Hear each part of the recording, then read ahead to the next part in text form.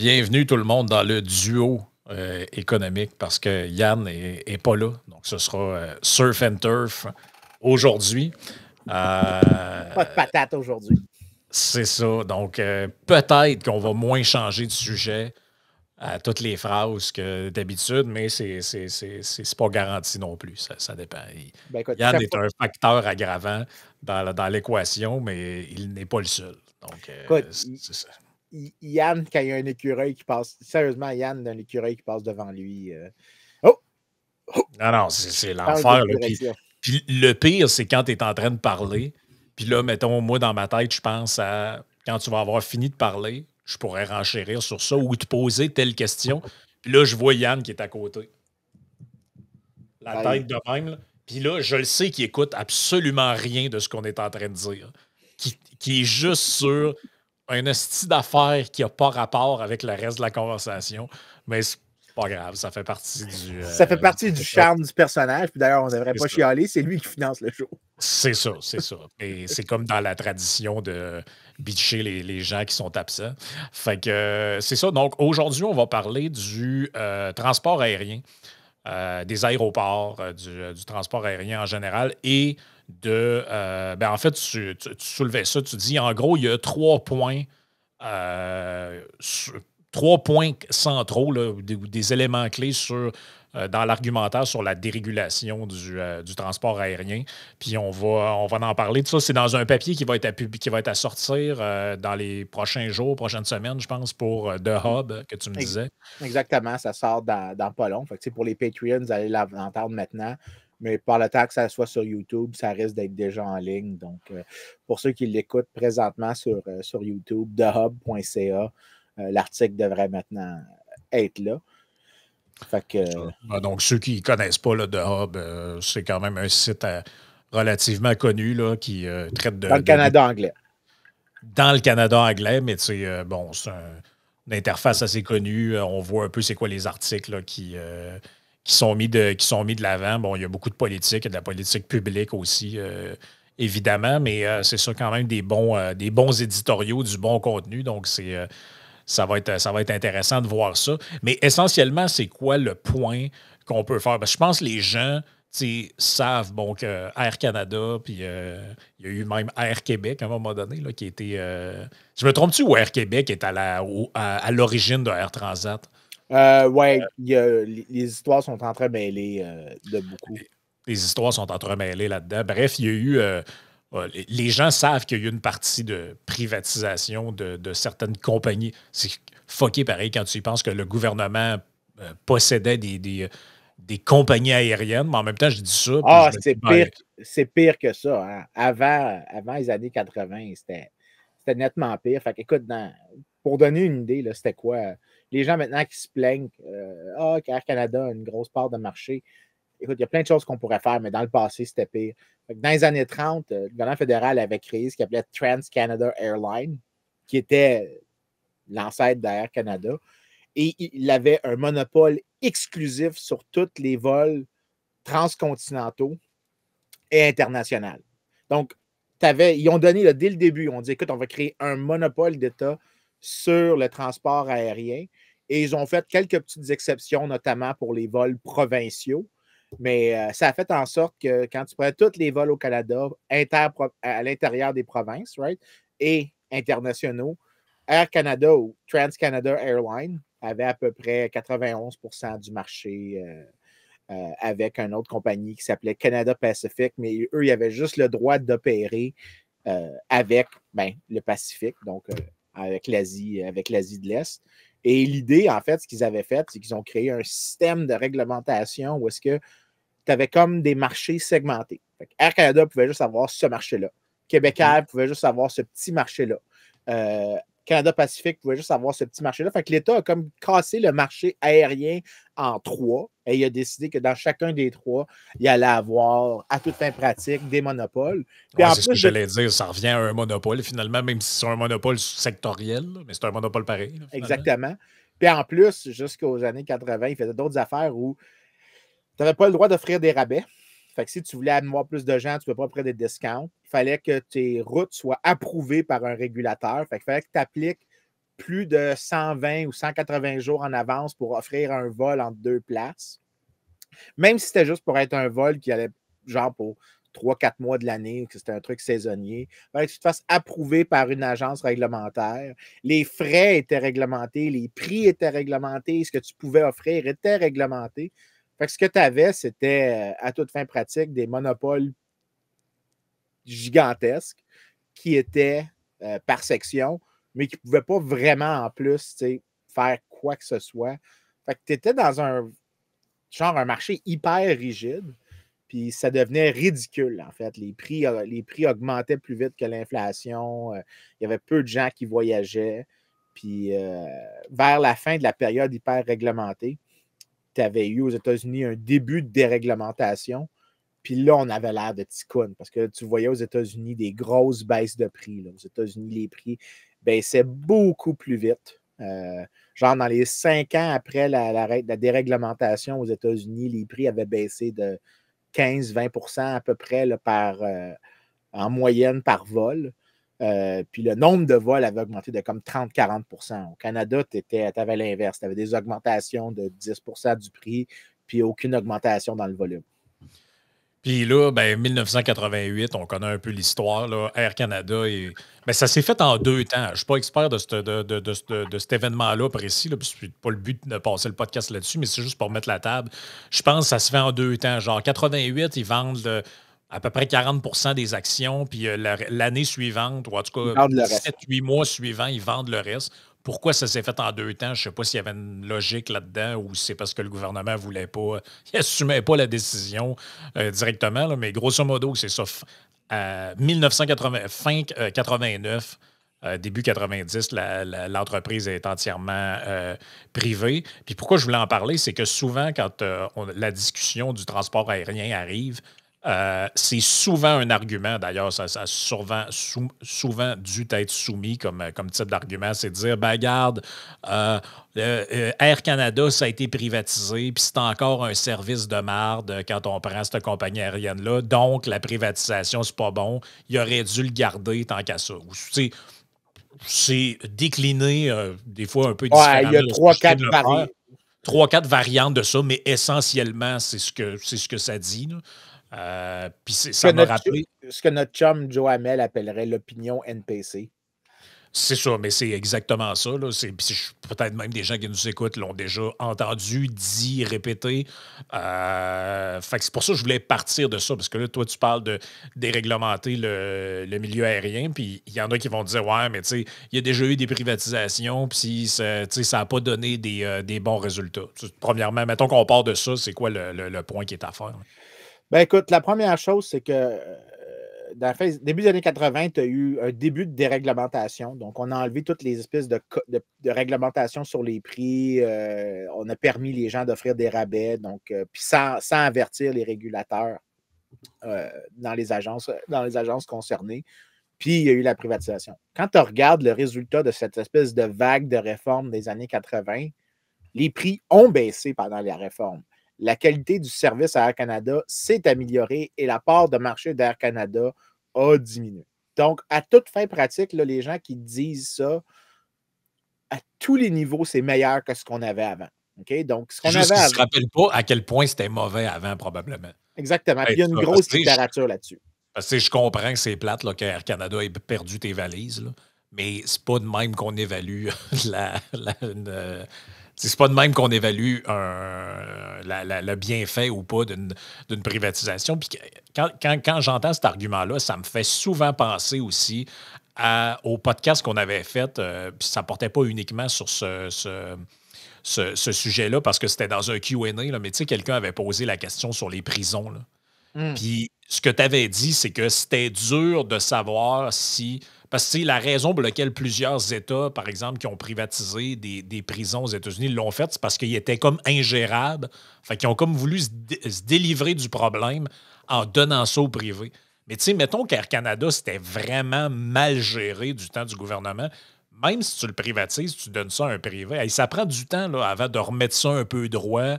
Puis, tu sais, ça peut aussi être une des raisons pour lesquelles ça va mal. C'est pas parce que ça a été privatisé, c'est parce que c'était tellement un paquet de troubles quand ça a été privatisé que, tu sais, Que c'est mieux qu'on ait une grosse société privée qui n'est pas super efficace qu'une super grosse société publique qui est encore c'est plus ça. inefficace. Donc, la vraie question, c'est est-ce qu'il y a une amélioration? Ça ne veut pas dire est-ce qu'on a rejoint un monde idéal.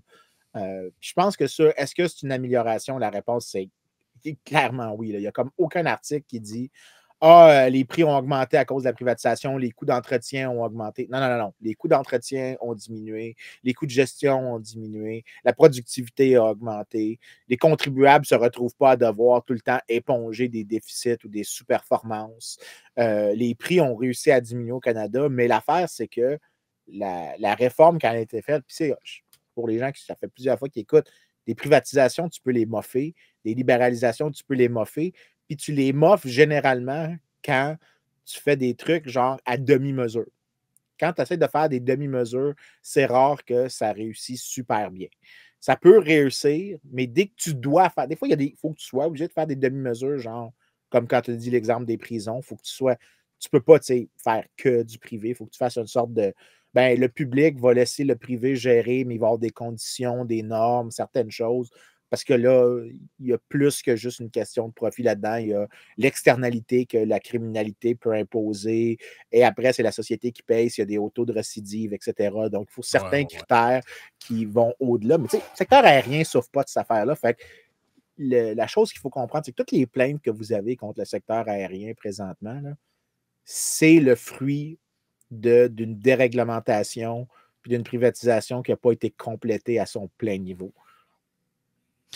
OK, ouais, je comprends. Donc, dans le fond, c'est un. Comment je pourrais dire ça? C'est comme si vous faites une recette de cuisine, puis t'arrêtes en plein milieu de la recette. Tu dis, ouais, Ouais. c'est pas terrible ce que je viens de préparer, mais il y a une raison. C'est parce que je me suis pas rendu au bout, puis j'ai enlevé, tu sais, j'ai pas fait ce que Ben, j'étais censé faire dedans, là, tu sais. c'est comme quand tu fais ton Betty Crocker. Là, tu mélanges le truc de gâteau puis le petit liquide, il goûte bon, mais tu sais, tu devrais peut-être le finir puis faire le gâteau au lieu de manger le mélange. Ben, c'est ça. Puis là, ben, il y a dans les points que tu vas amener dans ton texte qui est apparaître pour The Hub, là, ben là, ça te fait rien. J'ai le goût de Ouais. partir à l'envers parce que Ah ouais, avec ok, le cool. troisième point plutôt que le premier, Ok, parce que go. souvent on parle des compagnies aériennes, mais un des points centraux là-dedans, c'est les aéroports aussi. Puis là, toi, tu dis, ben, troisième point que tu amènes là-dedans, le point, c'est la privatisation des aéroports. Parce que c'est mal compris, ça, au Canada. Il y a comme une gestion privée des aéroports, mais ils appartiennent quand même au gouvernement, là. Donc, comme un Ouais, genre de ouais. PPP, finalement, là. Écoute, il y a pas de mot précis pour ça. En fait, pour vrai, quand j'écrivais l'article, j'ai cherché s'il y avait un terme technique qu'on utilisait pour décrire ce qui est fait. Puis le plus proche, c'est genre gestion déléguée. Mais Ouais. même là, il y a des caractéristiques de gestion déléguée qui ne s'appliquent pas. Fait que voici ce que le gouvernement a fait. Vous allez comprendre pourquoi c'est complètement fucké. En 92, le gouvernement fédéral a décidé qu'ils allaient garder les aéroports, mais ils allaient décider de laisser la gestion des aéroports être faite par des firmes privées qui allaient les opérer sur un bail amphithéotique de 60 ans et que le secteur privé allait payer un loyer au fédéral. Et en Hmm. plus, ils n'ont pas le droit d'être des sociétés pour profit. Donc, que tous les profits, le revenu excédentaire, doit être réinvesti dans l'aéroport.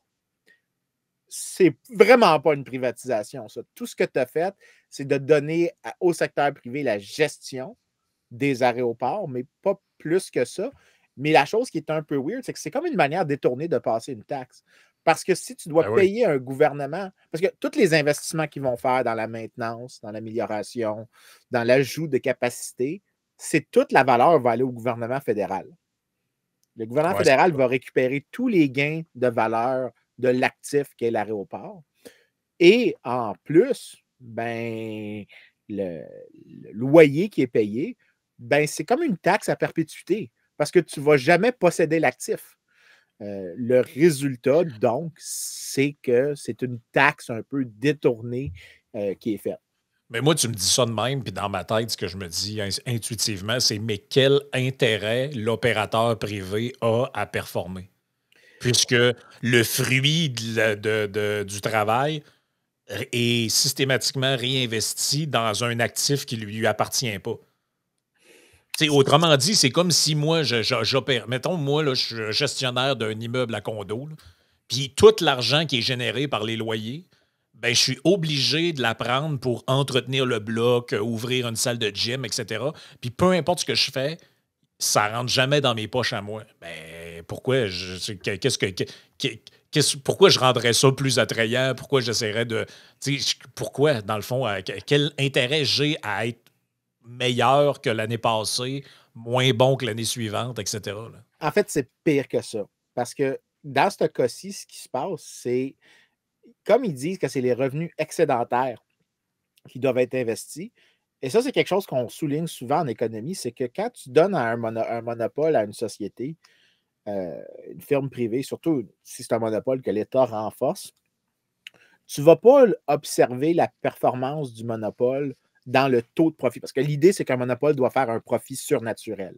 Mais les gens pensent que ça dit, c'est qu'ils vont faire genre du profit de 15-20 %. Mais ce n'est pas ça qui se passe généralement. Ce qu'on observe, c'est que le monopole va augmenter ses coûts. Ça va avoir l'air d'être des coûts, mais en réalité, c'est comme des bénéfices pour le staff, pour l'administration. Fait que, par exemple, oui, je vais faire des profits plus élevés, mais il y a une partie du profit économique, pas le profit comptable, mais le profit économique du monopole, ça va être j'ai un bureau beaucoup plus beau. On se paye des vacances. On a un condo pour l'administration. On a des voyages payés pour le staff. Fait que, ils vont offrir des choses surtout si ce n'est pas imposable, ils vont gonfler leurs coûts, mais en réalité, ces coûts-là, c'est une forme de profit. C'est ça, c'est une manière de se rémunérer autrement. Exactement. Donc, de quoi comptable, on ne le voit pas, mais pour un économiste, la vraie chose à regarder, c'est qu'est-ce qui serait la courbe des coûts Ouais, c'est s'il ça. y avait de la compétition. Et là, eux se permettent des coûts additionnels parce que c'est pour eux que le service de l'entreprise va de cette manière-là. Et ce que tu as, c'est une société qui sont probablement un peu mal gérées. Mais ce qui est encore plus problématique, c'est que c'est le fait que ça, il y a peu de gens qui savent comment les aéroports fonctionnent, mais les aéroports chargent des, euh, des gates puis des landing fees pour les avions quand ils atterrissent, puis c'est chargé par minute. C'est pour ça qu'ils font ça vite, là, qu'il ne reste pas une demi-heure à la porte. C'est que tu es payé pour le temps que tu utilises la capacité de l'aéroport d'accommoder des avions. Ben, dans un cas comme ça, si ce que tu fais, c'est que, tu augmentes les coûts des aéroports, ces fees-là vont augmenter, de un. Donc, tu sais, la première chose qu'il faut souligner.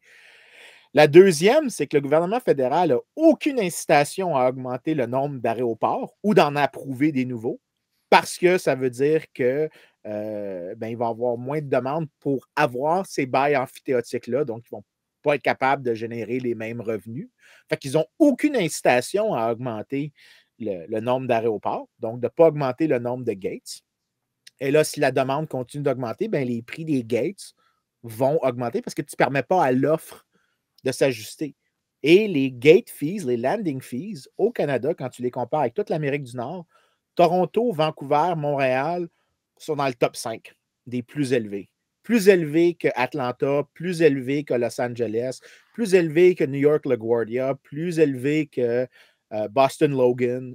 Systématiquement, les gate fees les plus élevés au Canada. Donc, ça augmente les coûts d'opération pour les compagnies aériennes. Pas juste dans le sens que, OK, c'est l'aéroport, puis ça coûte un petit peu plus cher, puis on ne comprend pas pourquoi. C'est parce que c'est connecté avec le service des compagnies aériennes. Tu augmentes leur coût d'opération avec des landing fees qui sont plus élevés que ce qui serait autrement.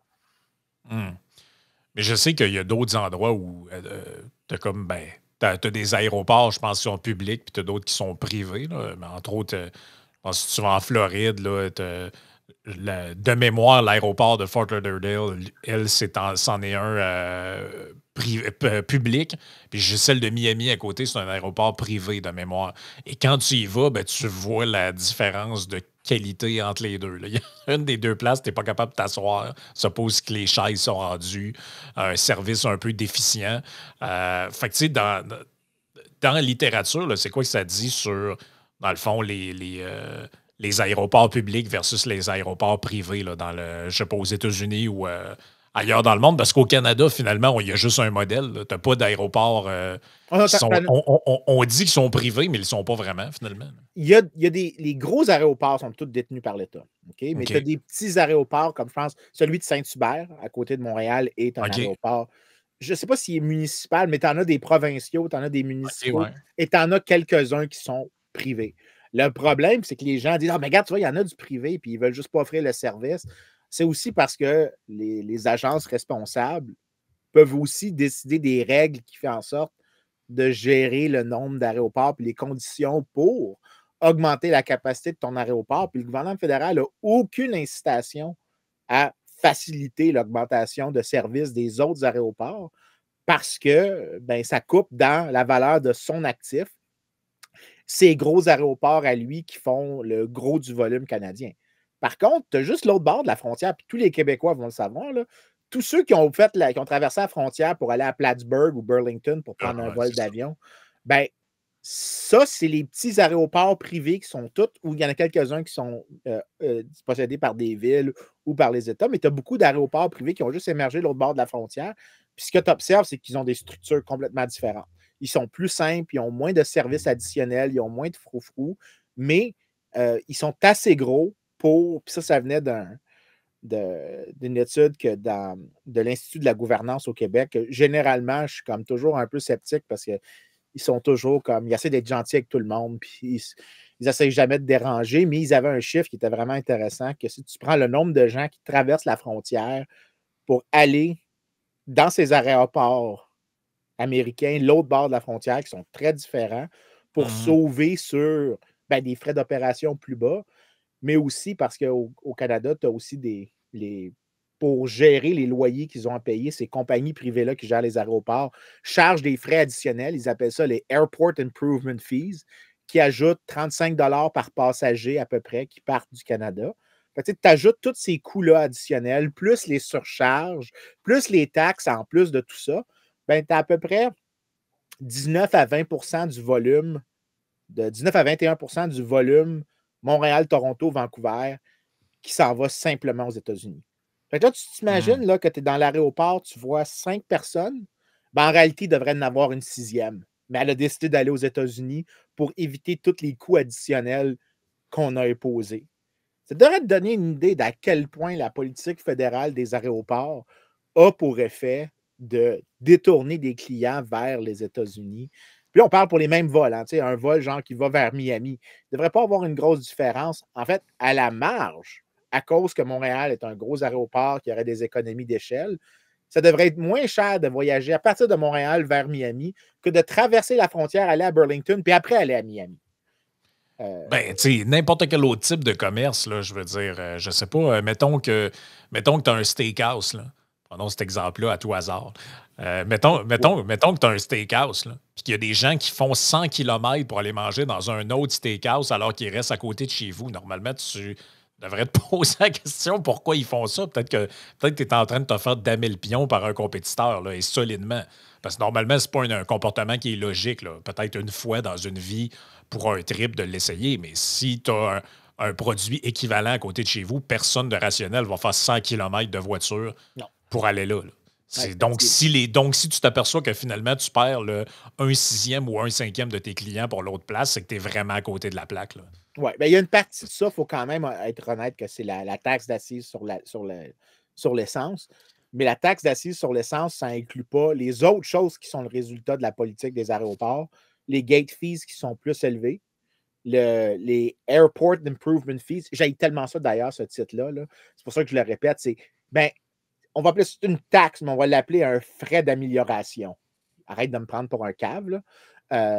Ça, c'est le gros de la différence entre le prix d'un billet d'avion au Canada et aux États-Unis pour les mêmes destinations. On dit que l'aéroport de Saint-Hubert, je vérifiais pendant que tu parlais, on dit type d'aéroport civil sur leur page Wikipédia. On dit gestionnaire DASHL, Développement Aéroport Saint-Hubert de Longueuil. Ouais, c'est ça. Je pense que c'est ça. Je pense que Saint-Hubert, j'étais plus sûr, c'était un aéroport. Comme municipal, finalement. Oui, ça arrive souvent que tu as des aéroports municipaux. Surtout, by the way, aux États-Unis, tu en as peut-être, je pense que c'était un tiers privé, un tiers État, un tiers municipal. Mais tu sais, généralement, les municipaux, c'est des petits aéroports. Là. Je veux dire, tu peux comprendre que la ville de Saint-Hubert/Longueuil ne peut pas vraiment gérer un aéroport international. Ben non, c'est ça. Là. Je dis ça de même. Ben non, c'est clairement. Là, je pense que c'est en dehors de.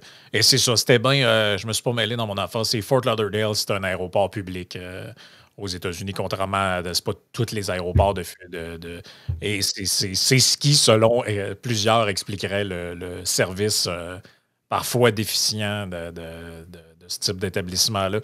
Dans tes autres points, tu disais l'abolition des restrictions de cabotage. Peut-être expliquer un peu ce que ça veut dire parce que je ne suis pas sûr que.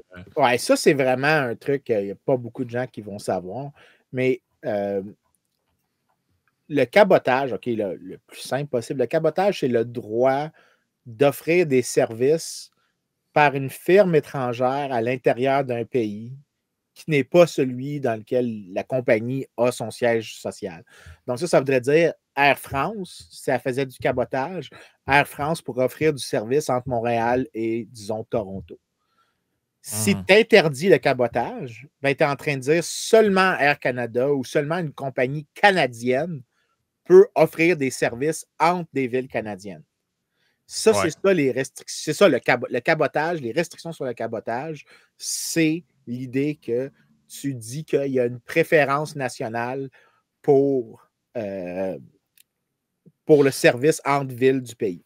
Est-ce que c'est pour ça que dans certains secteurs, puis c'est une hypothèse que j'aimais, là, mais ça me fait penser à ça, c'est pour ça que dans certains secteurs, tu as des compagnies qui ont des actions dans des compagnies locales, mais en fait, la maison mère, elle vient d'ailleurs. Là. L'exemple que j'ai en tête, c'est entre autres, je pense que c'est Intercar au Québec là, qui fait le transport de bus entre régions. En fait, si tu fouilles dans les actionnaires, il y a une compagnie de transport français qui s'appelle Keolis qui a le cash dedans. Là. Maintenant, je pense même que ça s'appelle officiellement Keolis et plus Intercar. Là.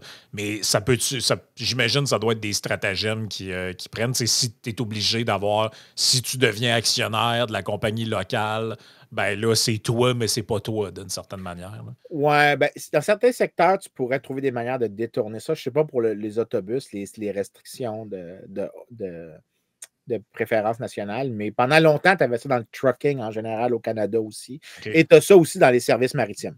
N'importe quoi qui est transport, là, il y a généralement des restrictions de cabotage. Mais dans le secteur aérien, il y a une addition à ça qui est les restrictions sur la propriété étrangère. C'est-à-dire que tu pourrais te dire, ben écoute, on va détourner cette affaire-là. Je suis Air France, je vais créer Air France/Canada. Puis ça va être nous autres au Canada, mais on est une compagnie étrangère, mais on a un siège social pour cette division-là. Puis en réalité, on va coordonner tous nos services ensemble.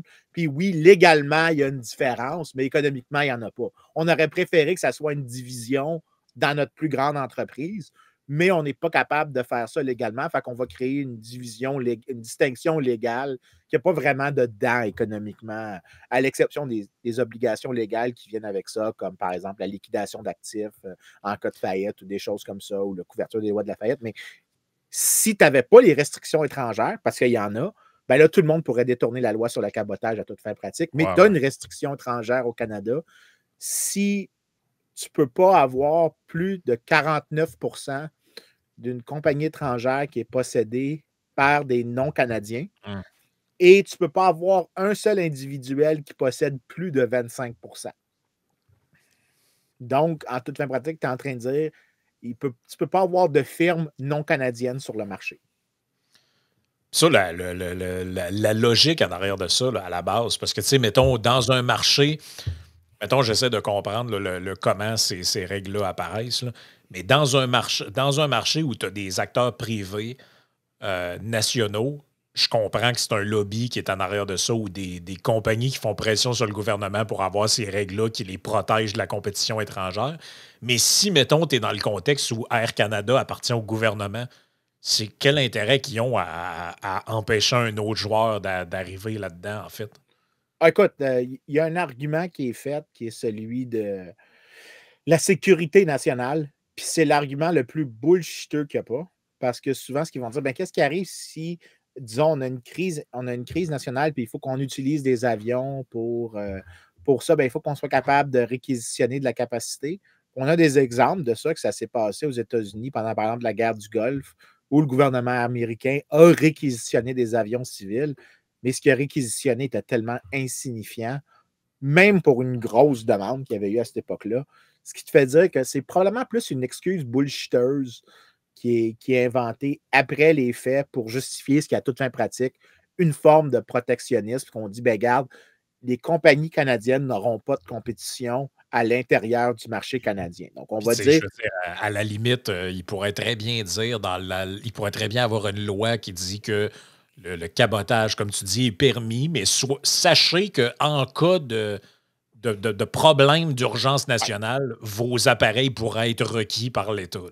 ouais, avec compensation, bien sûr. Ah ben oui, c'est ça. Mais tu sais, Avec je veux dire, compensation. je vois pas en quoi, tu sais, dans le fond, le gouvernement, mettons qu'il arrivait une crise là, au Canada là, qui nécessite absolument de noliser, de réquisitionner des avions, ben, que l'avion que tu réquisitionnes soit de Air France, de Air Maroc ou Ça change fuck all. ça change quoi, là? Qu'est-ce que ça peut bien changer? Ben, ça peut changer quelques petits trucs techniques, mais probablement rien relativement au coût que tu t'imposes parce que, tu sais, les mêmes restrictions, ils existent aux États-Unis et en Europe. Mais tu sais quoi la différence entre les États-Unis, l'Europe et le Canada? Au Canada, il y a juste 35 millions de personnes. Les États-Unis, c'est 335. L'Europe, c'est 415. Fait que, tu Ouais, c'est sais, ça. je veux dire, tu dis, ben, il n'y a aucune compagnie non européenne qui peut pas produire, qui peut offrir des services en Europe. OK, mais il y a 415 millions de personnes. Je veux dire, OK, d'accord, c'est un marché restreint, mais c'est un marché restreint pour 415 millions de personnes. Fait que tu as des Ben, grosses économies d'échelle qui existent. Même chose aux États-Unis. c'est pour ça que tu n'as pratiquement aucun vol low. Tu n'as pas de vrai low cost Exactement. canadien, là. Tu sais, je veux dire, Exactement. n'importe qui, pour vrai, n'importe qui est déjà allé en voyage en Europe, là, vous le savez, là. Mettons que tu prends un vol pour faire Montréal-Paris. Là. Puis là, tu débarques à Paris, puis un moment donné, pendant ton voyage, tu te dis, il me semble que j'irai en Grèce. Moi. Puis là, tu regardes, tu fais, ben voyons que ça coûte, c'est ridicule. Ça coûte Ouais. quasiment moins. Des fois, ça coûte moins cher y aller en avion que de louer une voiture ou prendre le train. Fait que, tu sais, je veux dire, moi, je l'ai fait, là. Tu sais, tu peux prendre un avion, mettons, je sais pas moi, de Londres à Dublin, whatever, là, puis ça coûte rien, là. Ben, c'est des prix ridicules. Là, ça a un peu changé parce que maintenant, la compagnie albertaine, dont j'oublie le nom, là, qui fait des vols intra au WestJet. Canada. Non, ils ont un logo vert, là. Flair, ça se peut-tu? Ah oui, oui, oui, je les ai oubliés, eux autres. Je les oublie tout Ben, le temps. J'ai l'impression qu'ils vont faire faillite dans 2 ans. ben, Ça arrive. eux font des vols internes qui sont quand même beaucoup moins chers, là, mais tu sais, c'est ça. C'est combien de temps ça va durer, mais en même temps, c'est des. Tu sais, ils voient ça comme du protectionnisme, mais en même temps, tu sais, combien de gens dans une année prennent la décision de s'en aller littéralement en Europe ou aux États-Unis parce que ça coûte beaucoup moins cher que d'aller à Calgary, Vancouver. Pour vrai, aller en vacances à Vancouver, t'es comme, j'aimerais ça le faire, mais pour vrai, à chaque fois que j'ai eu 800 pièces à mettre sur sur un billet d'avion, ça me tentait d'aller ailleurs qu'à Vancouver. Fait que, mais si, peut-être qu'à 300 pièces, j'irais. Peut-être qu'à 200 pièces, j'irais. Mais à 800 pièces, je vais aller à Londres ou je vais aller à Francfort ou je vais aller à Paris. J'irai pas à fucking Vancouver, tu sais. Fait que, tu sais, je sais pas si ça a déjà été chiffré, Oui, oui. les Oui, oui. pertes de ça, là. Ben écoute, pas directement, mais il y a une manière de le faire indirectement. C'est parce que quand tu as eu les les restrictions sur le cabotage, tu t'empêches, disons, d'avoir une compagnie américaine qui a des coûts très, très bas parce qu'elle fait du gros service. Elle peut faire des économies d'échelle, elle peut connecter des gens en différents aéroports, puis avoir des avions qui sont opérés à plus grosse capacité. Fait que ça, c'est un des gros bénéfices, plus le fait que ben, tu peux avoir plus de compétition aussi parce que tu enlèves une barrière pour les gens d'entrée. Mais on a un exemple naturel de ça, c'est quand l'Union européenne a déréglementé au début des années 90, dans 5 ans après la réforme, ajustée pour l'inflation, le prix, non seulement il y a plus de routes qui ont été ouvertes, il y a genre eu une grosse augmentation du nombre de routes, des points qui n'étaient pas connectés dans le passé. Mais si tu regardes les places qu'il y avait déjà du service dans le passé, il y a 90 à 95 des places qui faisaient des services genre 5 ans avant, qui étaient déjà ouvertes, qui les prix ont baissé. Donc, tous les consommateurs ont une baisse de prix. Dans certains cas, on parle même du 30 de baisse de prix sur certaines routes très compétitives. Des grosses, grosses baisses de prix là, assez substantielles. Et ben, ce qu'on peut s'imaginer, c'est que si tu devais enlever la restriction sur le cabotage au Canada, ben, l'effet qu'il y aurait, c'est que tu aurais probablement plein de firmes américaines qui se mettraient à juste étendre leur service au Canada. Ouais. Donc, tu pourrais avoir Delta Airlines ou American Airlines qui offrent un service Montréal-Toronto. Puis après ça, ben, ils prennent du monde à Toronto puis ils s'en vont dans la ville perdue qui est Tu Los vois, Angeles. Flair, dont on parlait tantôt, ils font des vols maintenant aux États-Unis. Je n'avais pas vérifié ça, là, mais tu peux prendre un vol à Montréal, FLL, Oui, avec mais un vol, Flair. les vols directs, donc si tu pars de Montréal puis tu t'en vas à l'étranger, là, c'est permis. C'est seulement si tu as des vols intérieurs. Donc, si les Ouais, c'est deux ça, mais ce que je voulais dire, c'est que je pensais au début que, parce qu'il me semble qu'il y a quelques années, ils ne faisaient que des vols internes au Canada. Mais ils font maintenant des vols Canada-US, c'est ça que je veux dire. ben, ils ont le droit de s'incorporer à l'étranger. Il n'y a rien qui leur empêche d'être une firme canadienne avec des bureaux à l'étranger et là, de faire des connexions entre tout ça. Mais c'est interdit pour une compagnie qui est possédée à l'étranger, donc Air France, disons, ou Delta Airways, d'offrir un service entre Montréal et, disons, Edmonton pour ensuite aller à Paris. Ça, c'est Ouais, la ouais. partie qui est interdite. Donc, c'est ça qu'il faut comprendre, c'est quelle est l'origine de ta compagnie et c'est quoi les points de destination qu'elle essaye de faire. Si tu veux amener du monde de Edmonton à Montréal pour ensuite aller à Paris, ben, Air France doit espérer que que Air Canada va amener assez de monde de Edmonton à Montréal pour ensuite remplir le vol vers Paris. Ouais, non, non, c'est ça. Donc là, c'est ça, dans les points que tu avais abordés, c'est ça. Les deux, en fait, ils sont un peu interreliés, là. On a parlé de la privatisation, là, on a parlé du cabotage. Puis ton deuxième point, c'était ça, la restriction sur la propriété étrangère, mais qui est reliée au Ouais. premier point, là, finalement. Si, Là. si tu n'avais pas, la restriction, si t'avais pas la restriction étrangère, donc tu peux pas avoir une compagnie canadienne possédée. Tu peux pas offrir des services au Canada et être possédé par des étrangers. Parce qu'au final, tout ce qui se passerait, c'est un peu comme si, ben, disons, American Airlines arrive au Canada, ils disent, ben écoutez, on va ouvrir American Airlines /Canada. Ça va être une compagnie canadienne incorporée au Canada et ils vont faire des vols entre les villes canadiennes et nous autres, on va juste coordonner avec eux autres. Fait qu'on va créer une distinction légale, elle va avoir quelques problèmes, mais au lieu que la réglementation du cabotage soit comme une sorte d'ours polaire pour détruire la concurrence, ça devient une sorte de chat qui est un peu, qui est féral, qui n'est pas domestiqué. Fait que, ça te dérange, mais ce n'est pas une menace. Ben, si tu n'avais pas ces restrictions-là, ben, tu peux pas. Les restrictions sur le cabotage seraient largement insignifiantes, dérangeantes, mais pas aussi dommageables qu'elles le sont.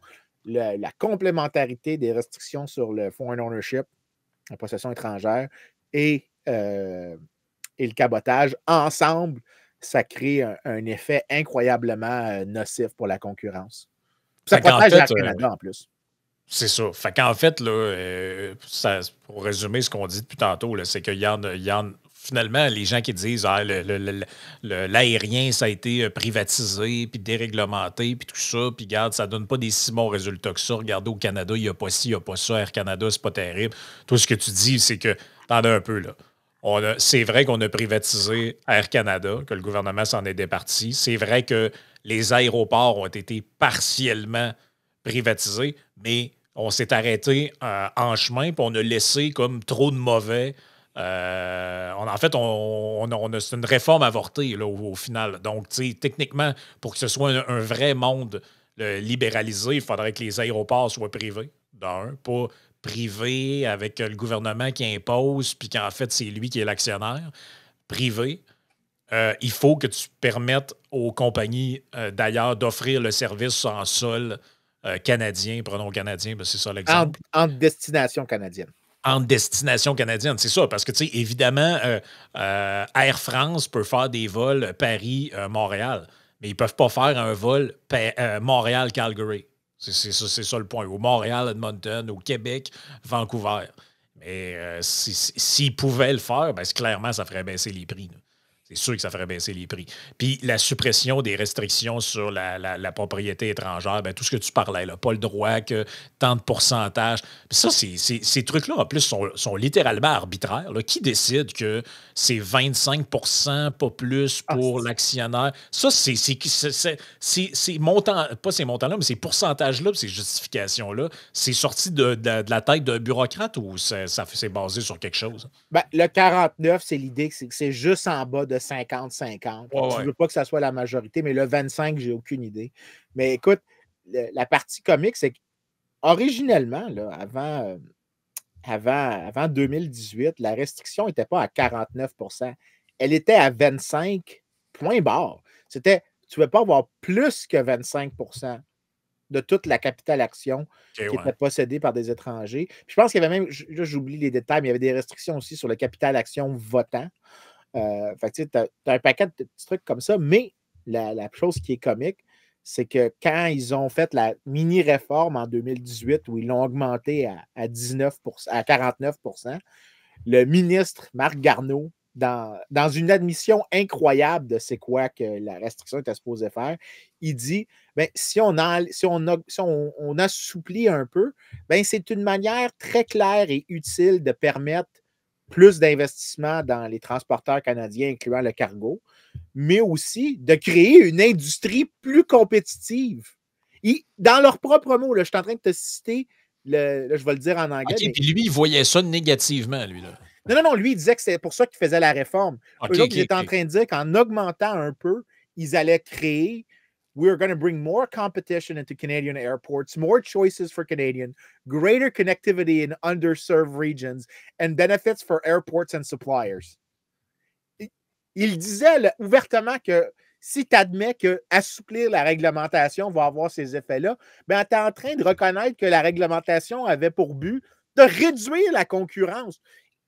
Il n'y a aucun fonctionnaire à travers, puis je te jure, c'est des conversations que j'ai eues à travers les années avec des gens qui sont au ministère des Transports, puis j'en ai 4 en tête avec qui j'ai parlé. Quand tu leur demandes de défendre ces 2 sets de restrictions-là, le cabotage, les restrictions sur le cabotage et la propriété étrangère, ils sont toujours dans une sorte de défense wishy-washy, puis t'es pouces un peu, puis ils vont dire ouais, mais c'est probablement pas la meilleure chose qu'on fait. Ça coûte cher, ça a plein de... Ils vont. C'est comme. Tu peux pas leur faire dire que c'est de la merde, mais chaque fois, t'es pouces un peu, puis ils sont comme.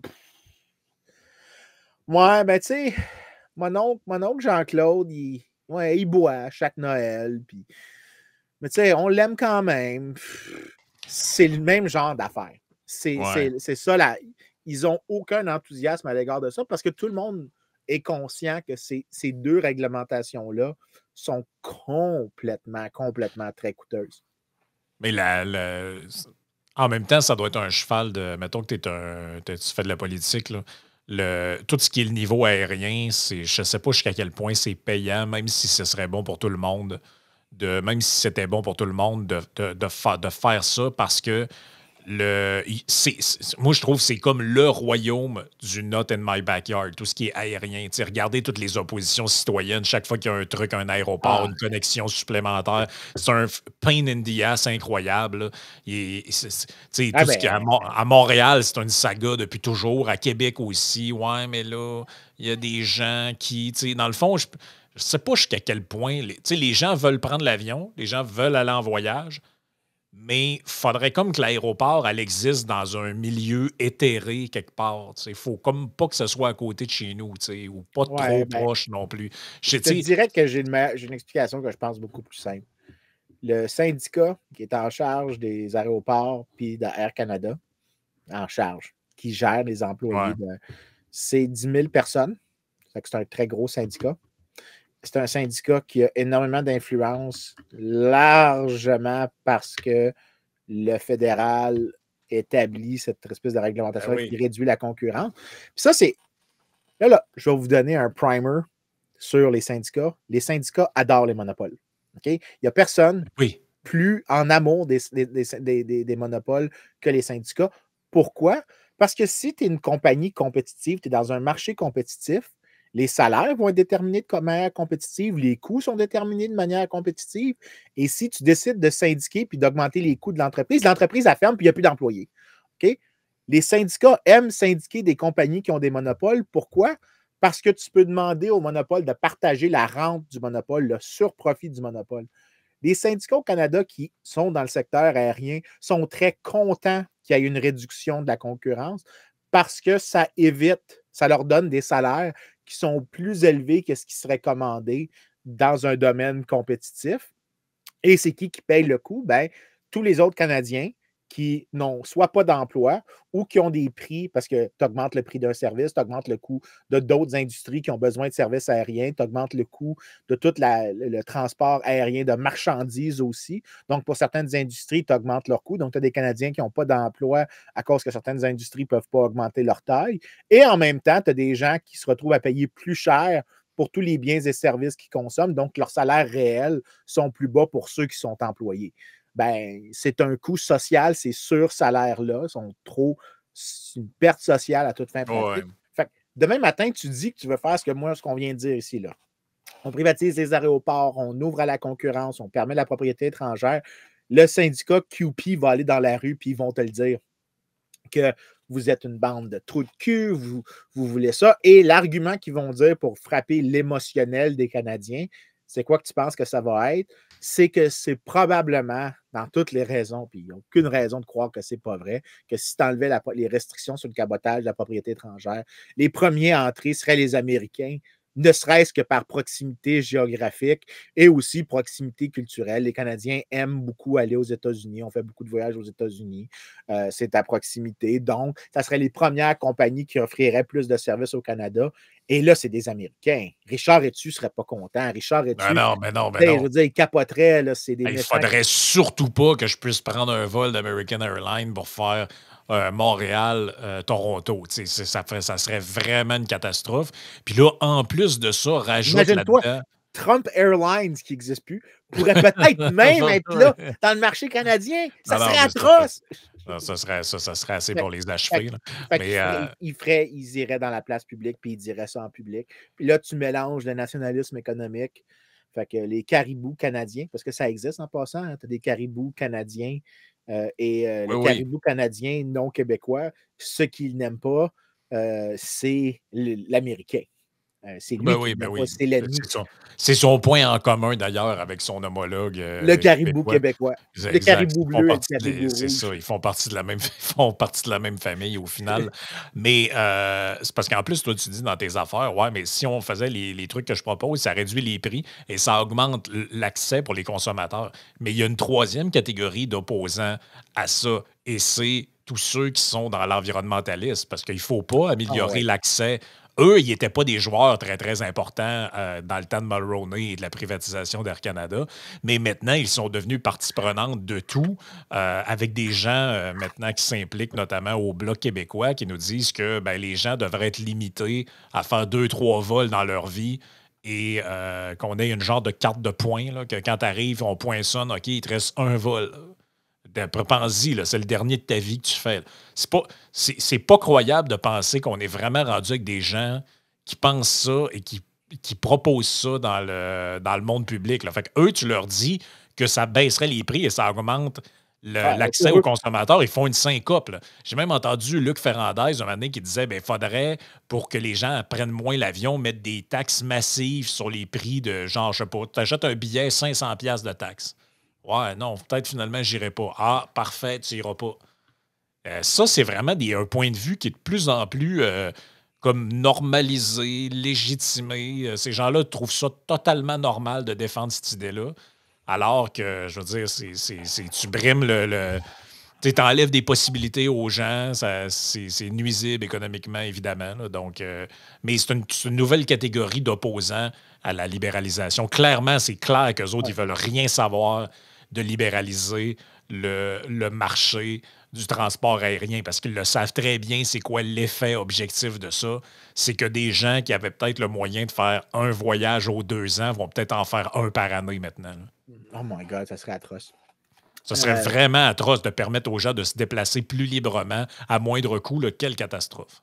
Oui, sûrement. Mais je te dirais que même je pense qu'eux ont tort sur ça.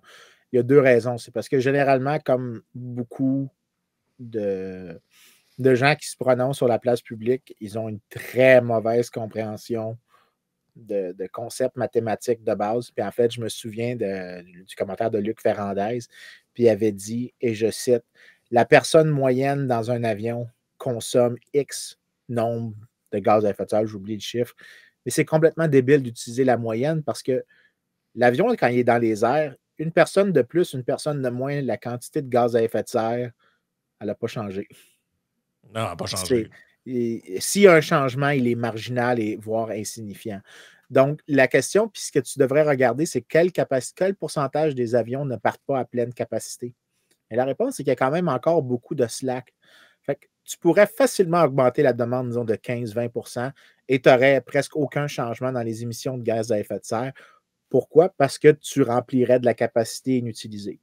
Mais Mhm. aussi, il y a un autre avantage, c'est que si tu augmentes la taille du marché et tu permets le cabotage, par exemple, ou tu permets le foreign ownership, tu pourrais avoir des plus petits avions qui sont opérés sur des Ah, plus ben courtes oui. lignes. Donc, tu aurais genre des mini Cessna qui font des services en des aéroports minuscules parce que tu fais en sorte que tu dis, ben écoutez, on permet moins de réglementation, donc on a des différents types de services.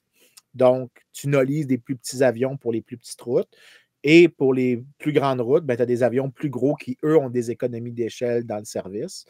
Et le résultat de ça, c'est que c'est probablement pas clair de quel bord ça couperait. Ça pourrait même les baisser. Et il y en a quelques études qui montrent que, en fait, un des effets, si tu ajoutes le fait qu'avec des économies d'échelle puis le capital étranger, tu peux investir, il faut comprendre que les compagnies aériennes aiment couper leurs dépenses de gaz. Je fais juste expliquer que c'est très intéressant de couper tes dépenses de gaz.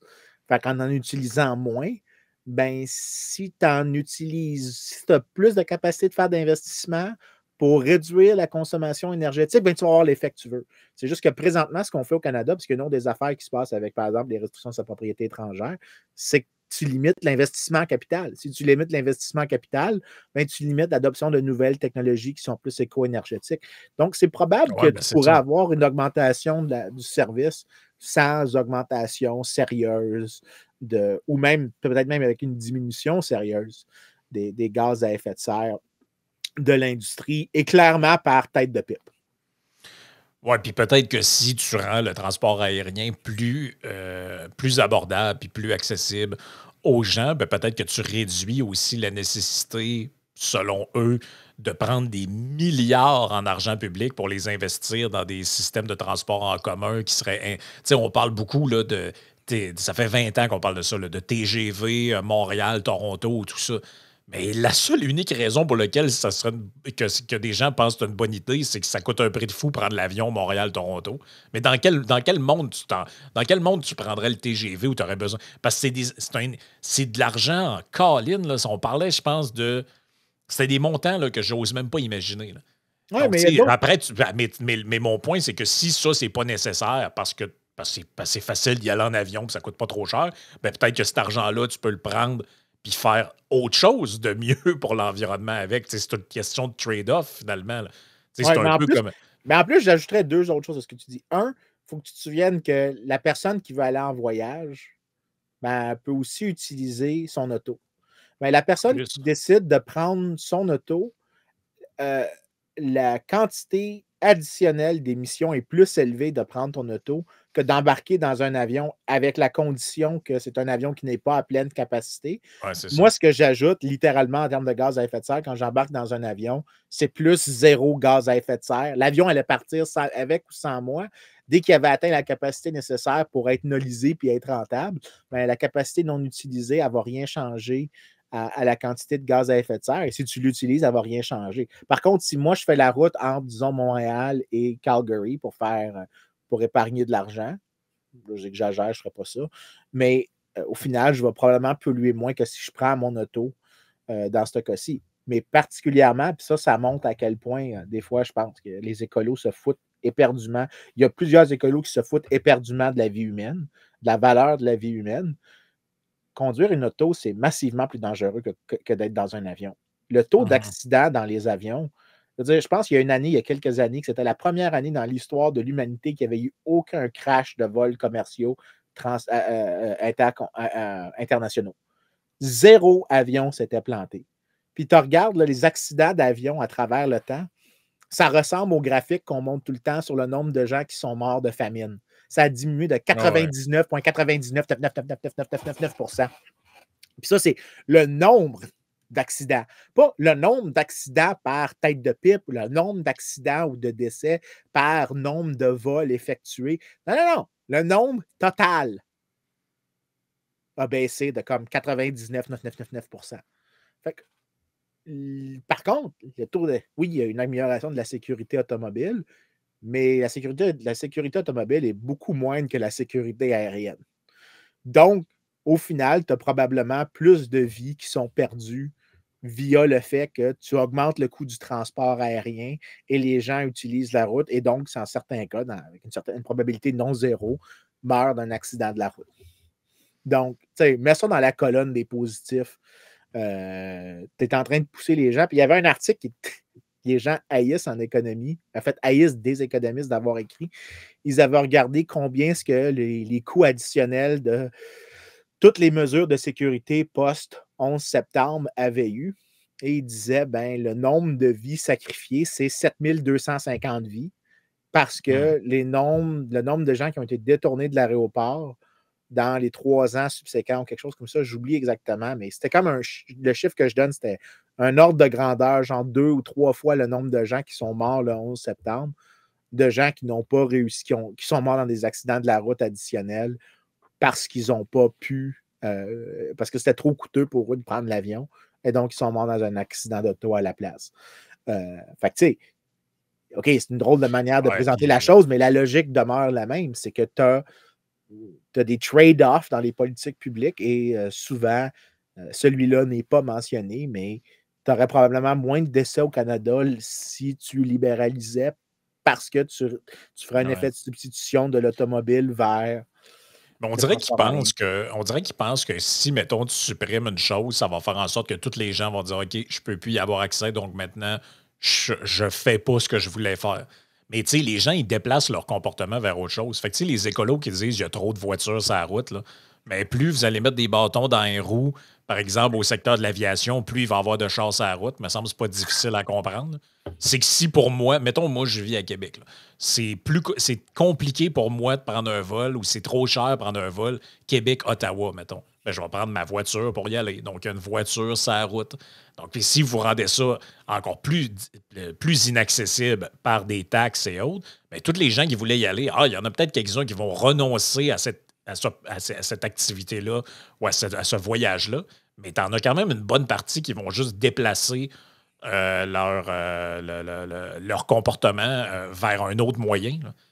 Tu sais, je veux dire, je comprends pas comment ils sont pas capables de se figurer ça dans leur tête. Pour moi, me semble évident. Là. Ben, je te dirais que l'écolo moyen, OK, comme on a déjà dit dans le passé, il y a des écologistes que pour eux, la crise climatique, c'est le problème aux solutions qu'ils avaient déjà. Ouais, c'est ça. Je pense qu'il y a des écologistes qui sont plus dans le sens qu'il y a vraiment un problème environnemental. Je veux n'importe quelle bonne solution. Puis si c'est une solution plus free market, ben, ils vont être d'accord, puis ils vont être à bord. Puis ils vont juger vraiment sur est-ce que ça améliore ou non. Mais je pense qu'il y a beaucoup d'écolos qui ignorent ces autres trucs-là parce qu'ils sont motivés par une autre considération qui est ils avaient déjà une solution qu'ils voulaient, puis ils cherchent à faire en sorte que le problème fit la solution. Et je pense qu'il y a une proportion non négligeable de ces gens-là qui sont ceux qu'on entend disproportionnellement sur la place publique. Mais je sais que il y a une couple d'épisodes après, un épisode, on parlait, toi puis moi, de la courte époque au début des années 2000 où le Parti vert au Canada était dirigé par un gars, Jim Harris, qui disait qu'il était conservateur fiscalement, libéral socialement et vert écologiquement. Puis lui, il se définissait de la mouvance qui s'appelait l'éco-modernisme, qui est l'espèce de branding politically correct de l'écologisme de marché. Puis il disait, ben, on veut une taxe sur le carbone, mais il faut baisser les impôts corporatifs, puis il faut baisser les autres impôts. Puis le but de faire de l'écologie, c'est de réduire un peu la taille de l'État. C'était comme. Puis il a été chef du Parti vert, puis c'est eux qui les ont amenés de 0,9% à 4,6%. Ben, c'est ça, c'est que dans le fond, tu as un genre de. C'est parce que ça revient un peu à une discussion qu'on avait déjà eue sur j'allais dire le Front national, mais vous comprenez l'idée, le Rassemblement national. C'est que tu as comme un genre de package deal que tu dois prendre. Puis il y a des gens qui aiment certains morceaux du package, mais ils ne veulent pas l'ensemble. Ils voudraient le discours sur la sécurité, mettre des criminels en prison, tout ça, ça les rejoint. Mais il y a d'autres affaires, tu dis, ouais, ça, j'aime plus ou moins ça. Là. Ben, moi, plusieurs écologistes, c'est l'effet qu'ils me font. C'est-à-dire que tu regardes certains trucs, tu te dis, ben oui, tout le monde est pour ça. Là. Pas polluer les rivières, puis, je veux dire, mettre des meilleurs systèmes de filtration des eaux usées, etc. C'est tous des trucs que je trouve ça bien intéressant.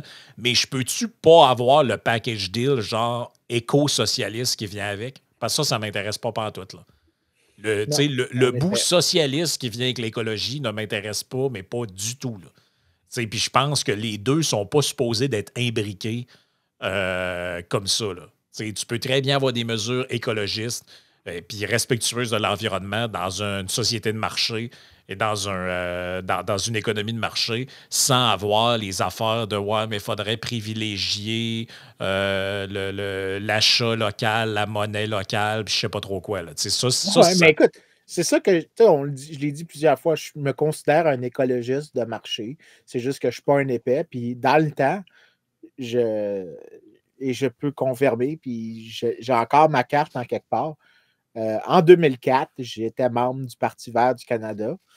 Et dans le temps, Jim Harris se disait explicitement un ecological conservative et un éco-capitaliste. Et c'est pour ça d'ailleurs qu'ils ont eu sa peau. Mais pour le fun, j'ai été ouais, voir c'est les ça. résultats du parti. Écoute, l'élection, juste avant qu'il soit chef, le parti avait fait 0,8%. Les deux élections qui est chef, ils font 4,32 puis 4,48. Après, il y a Elizabeth May qui arrive. Ils font 6,8 avec Elizabeth May, mais ils ne gagnent toujours pas de députés. Puis après, avec Elizabeth May, il y a juste une fois qu'ils ont réussi à surperformer le score de Jim Harris.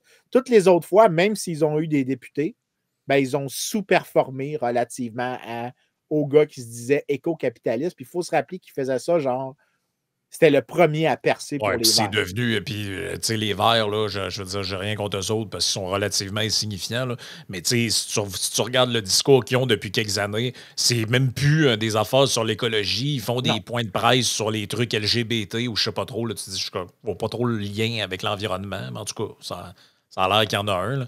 Écoute, on va passer à la partie Patreon. Tu voulais parler, entre autres, de Étatisme. la différence entre l'anti-étatisme et l'anti-gouvernement ou l'anti-gouvernementalisme. C'est pas vraiment un mot, mais vous comprenez un peu l'idée là-dedans. Et on va peut-être jaser un petit peu Du budget de l'an 1. du budget de l'an 1 parce qu'il est sorti quelque chose dans les médias, mais on peut pas en dire davantage. Faut pas voler le punch. Donc, ben c'est ça. Suivez-nous sur Patreon. Puis on va jaser de tout ça dans les prochaines minutes pour encore quelques instants. Puis n'oubliez pas aussi, si vous écoutez sur ceux qui sont en audio seulement, si vous écoutez via Spotify, Apple, tout ça, vous pouvez laisser des notes maintenant sur les podcasts que vous suivez. Fait que abonnez-vous si vous n'êtes pas abonné, puis laissez une note au podcast. C'est bon pour le référencement.